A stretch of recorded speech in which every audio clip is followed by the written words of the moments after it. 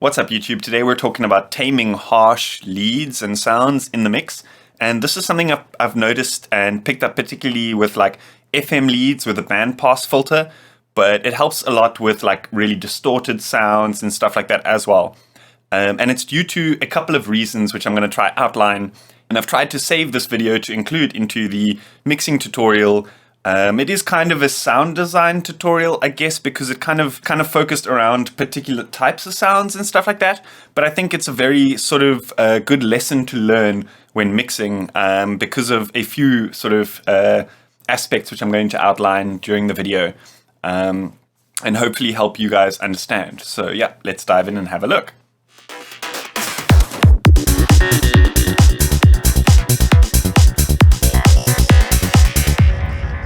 So I've made a synth particularly for this video. It's a kind of like FM distorted lead type of sound with a bandpass filter. Like I was saying, this is something that I've picked up at least most notably on this type of sound. So I thought, let me quickly make something that's going to be easier to outline for this video. So if you are wanting a sound design tutorial on how I made the sound, I probably will do one in the coming weeks. So stay tuned for that. I'll probably end up posting a link in the description if I do that, but this is not about the actual sound and how I created the sound. But what I'm going to do is I'm going to play the sound for you guys so you guys can get a reference as to kind of what I'm talking about, and listen for the kind of really harsh sort of high mid-range tone that's happening there. And that's often a sort of characteristic of a bandpass filter that's got a very high Q factor. So my natural instinct at first would be to kind of like EQ some of that kind of frequency out. But the problem is that because the bandpass filter is kind of sweeping up and down, what happens is, you know, when it's not at that point where it sounds the most sort of ringy, then you're kind of cutting out frequencies which could help to make the sound good. So this is why I like to use either dynamics EQ or a De-Esser, or a couple of sort of techniques which I'm going to outline, which I've kind of started using more recently. So this is the sound that we're dealing with today.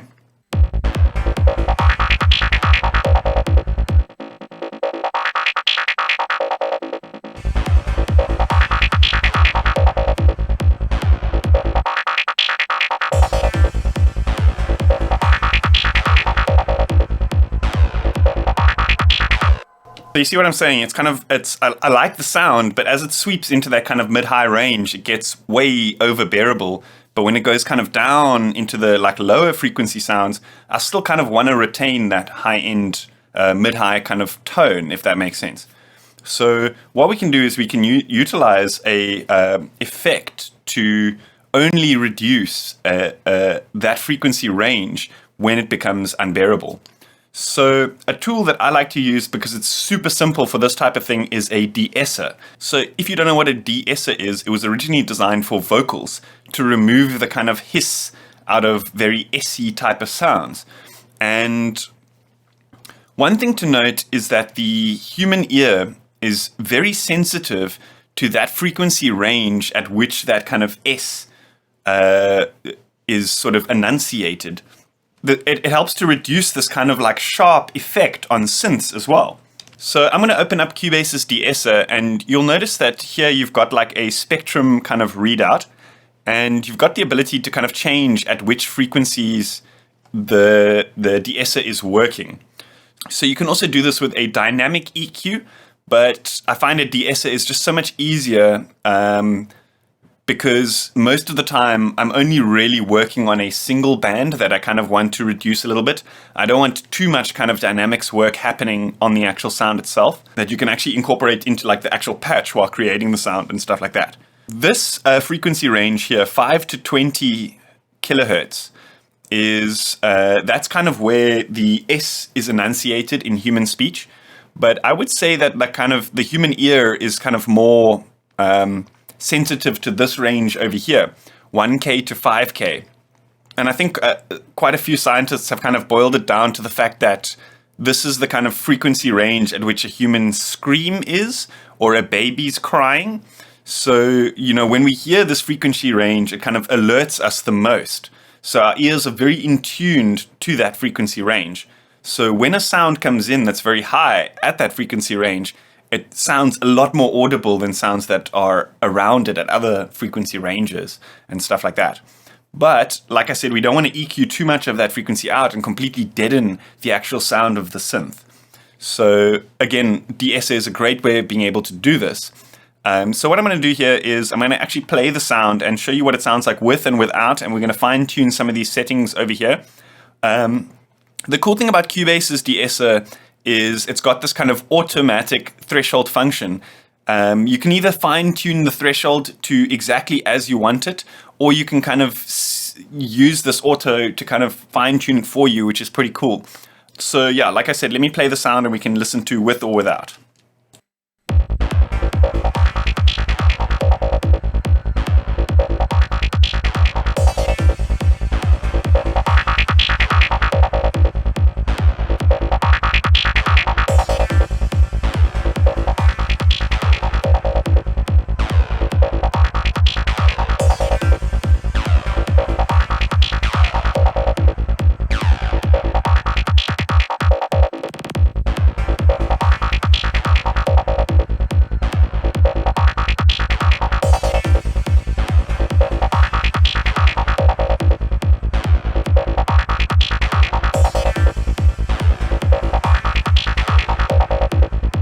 And so you can actually see here on the on this actual readout over here, you can see how much that De-Esser is actually working.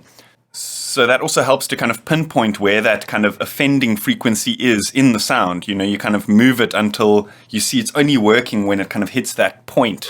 So yeah, that's a quick overview of the De-Esser. So now I want to show you guys a really cool technique that I've picked up using the Kilohertz plugins. And this is kind of similar to using a dynamic EQ, but the cool thing about this is you've actually got this envelope follower built in here. So you can change the kind of envelope of how the kind of frequency is being reduced or altered within the actual EQ itself. Let's load up Slice EQ, because the cool thing about Slice EQ is, let's say for example we add a node, right? We get this pop-up over here under this filters tab, and then here if we hover over this envelope, we can use this to assign this gain reduction over here. So it's kind of like a modular effect that we're creating our own sort of dynamics EQ. But like I said, the cool thing here is we can fine tune these envelopes to suit the specific sound in the track. You know, a lot of the time with dynamics EQs, you've just got like a threshold and an amount, and then you're at the mercy of how they've kind of programmed that attack and release time of the sound. So here you can really fine tune it to get exactly what you want out of it. You get this kind of readout here. So and as well as being able to then kind of save the preset and add some other effects on top, like say for example delays, reverbs, and all sorts of stuff within this actual Snap Heap plugin. It's just a very cool kind of workflow for sound design and for mixing and stuff like that, specifically with these kind of dynamics EQ processing and stuff. Anyway, so let's dive in and play the sound and tweak these settings a little bit.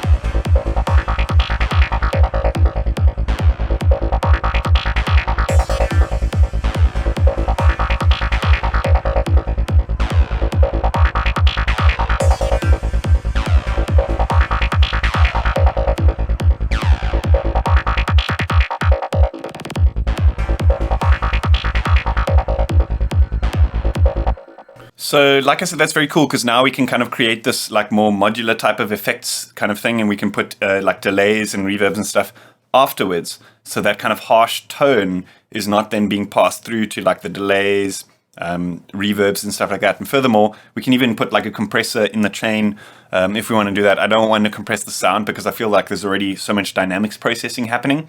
And I think I got it sounding relatively good compared to before.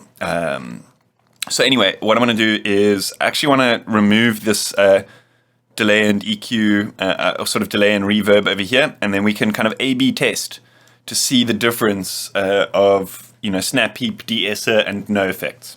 So let's do this.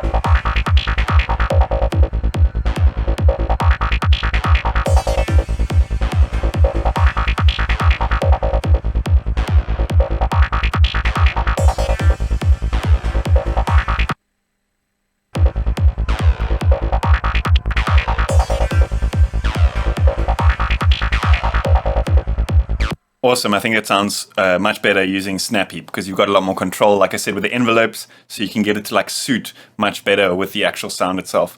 But de-essing works for those, you know, quick fixes, specifically to remove that kind of like harsh, essy kind of frequency from a lead sound. So yeah, I hope you guys enjoyed that one. Bit of a quick one this week, but it's a kind of technique that I use quite often. Very quick fix for those types of sounds, and I'm sure it'll come in handy for you guys if you do need to do this type of thing. So let me know what you think in the comments. If there's other similar techniques that you guys are using or different techniques to achieve similar effects, then let me know in the comments. A big thanks to IDM Mag, proud supporters of the dance music scene and my channel.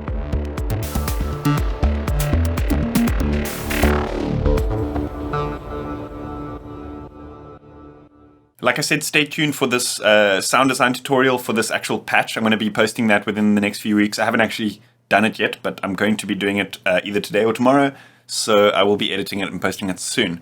And then I'm going to post the preset to my Patreon for all my $5 supporters. If you want to know what my Patreon is all about, head on over to the link that's going to be somewhere on the screen right now. Also, hit that like button, hit that subscribe button. Sometimes YouTube doesn't notify people when we post new videos. So if you want that notification every time I post a new video, hit the bell icon as well. See you guys next time.